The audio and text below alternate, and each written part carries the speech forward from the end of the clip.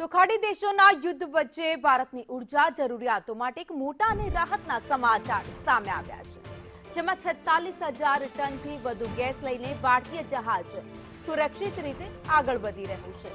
હોર્મુઝની ખાડીમાં વધી રહેલા જોખમો વચ્ચે ભારતીય એલપીજી ટેન્કર ગ્રીન સાન્વીએ સફળતાપૂર્વક આ માર્ગ પાર કરી લીધો છે, જે ભારત માટે એક મોટી જીત સમાન છે।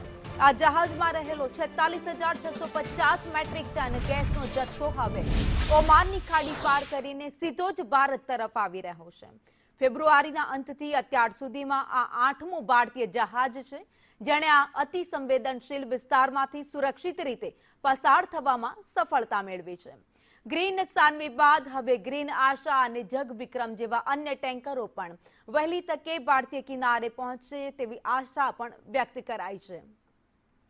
તો આ ઘટનાક્રમ દર્શાવે છે કે વૈશ્વિક અસ્થિરતા છતાં ભારતનો ઉર્જા પુરવઠો હાલમાં સુરક્ષિત અને અવિરત જળવાઈ રહ્યો છે।